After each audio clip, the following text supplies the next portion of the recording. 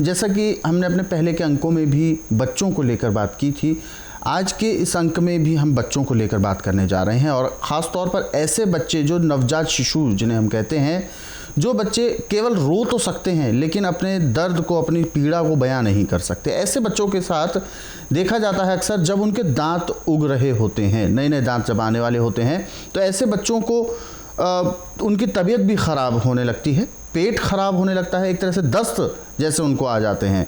तो सबसे पहले मैं ये जानना चाहूँगा कि आखिर दांतों का दस्त से क्या कनेक्शन है, किस तरीके से ये सारी प्रक्रिया होती है, क्यों होता है आखिर ऐसा? देखिए, जब बच्चे के अंदर कैल्शियम की कमी होगी जी, तो बच्चे के जब दांत निकलने लगते हैं तो मसूड़ों में उसको भयंकर दर्द होता है। बच्चे से बर्दाश्त नहीं होता तो उससे उल्टी भी लगती है, दस्त भी लगते हैं, बुखार भी आता है। आप डॉक्टर के पास जाएं तो ग्राई वाटर देता है और मुगली घुट्टी देता है जी,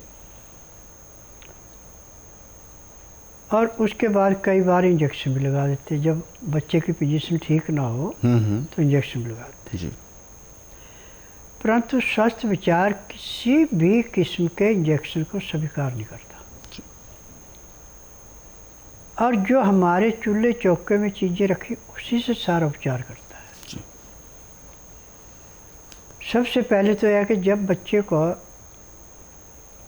5 महीने पूरे होकर 6ठा महीना लगता है तो उसके दांत जो है आने शुरू हो जाते हैं।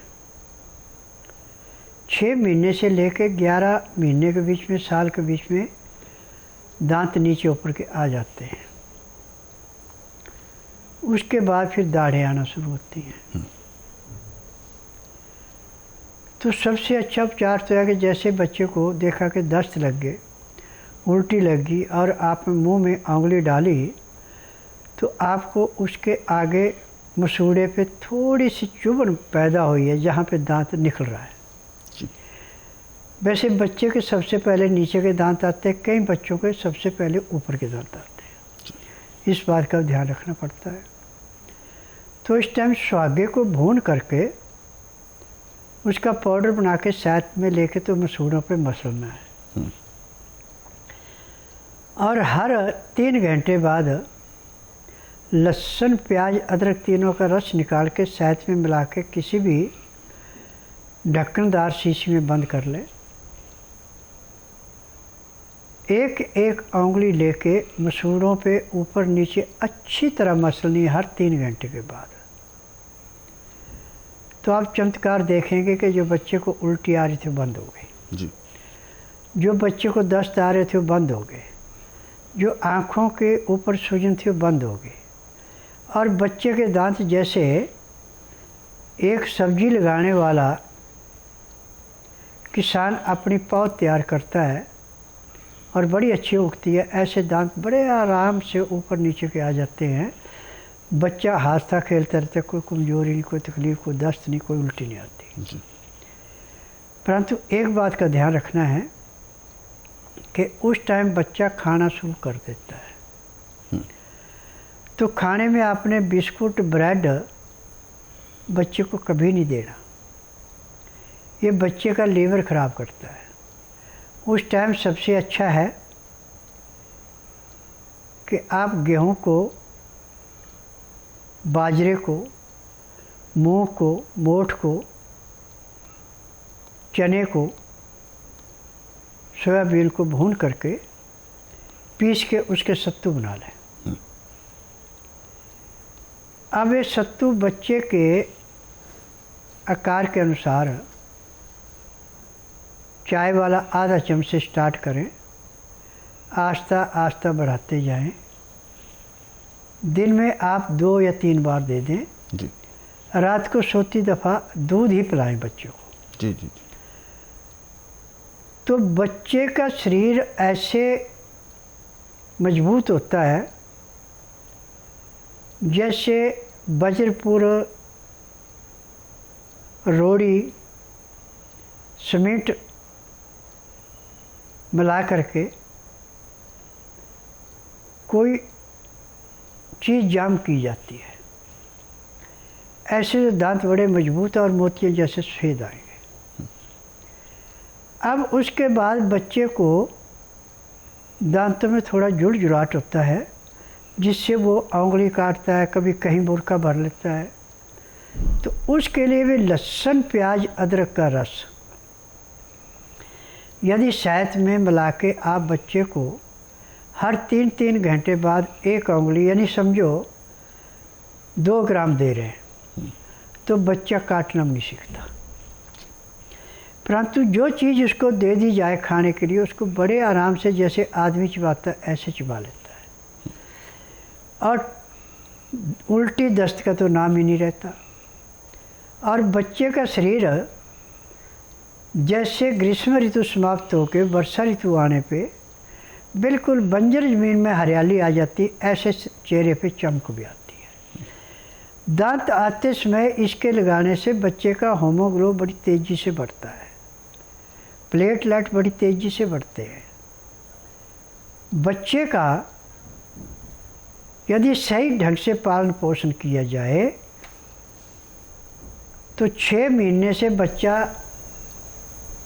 घुटने के बल चलता है 15 या 20 दिन। उसके बाद बच्चा खड़े होने की कोशिश करके खड़ा होकर चलना शुरू करता है, और 9 महीने 10 महीने के अंदर बच्चा अपने आप उठ करके अपने आप अकेला खूब भागता है। जैसे गाय का बच्चा पैदा होने से दूसरे दिन कूदना शुरू कर देता है जी। ऐसे इस लहसुन, प्याज, अदरक का रस शहद में मिला के देने से 9 से 10 महीने के बीच में बच्चा बड़े आराम से चलना फिरना शुरू कर देता है, और साल के अंदर पूरा बोलना भी शुरू कर देता है जी। ये भी इसके अंदर की विशेषता है। अब कई बच्चे ऐसे हैं जो 1.5, 2 साल के भी बोलते नहीं हैं। बिल्कुल। परंतु स्वस्थ विचार एकमात्र ऐसा आश्रम है कि यहाँ पे रोगी को या रोगी के साथ वाले को नहीं बोलना पड़ता कि इसको तकलीफ है, ना कागज पत्तर लाना पड़ता है। यहाँ का नियम है कि जिस दिन आना उस दिन रात्रि 10 बजे तक खा पी के दातन कूड़ा करके बड़ी इलायची मुंह में डालें जो समझदार हैं, और जो समझदार हैं उसको कुछ भी देने की ज़रूरत नहीं है।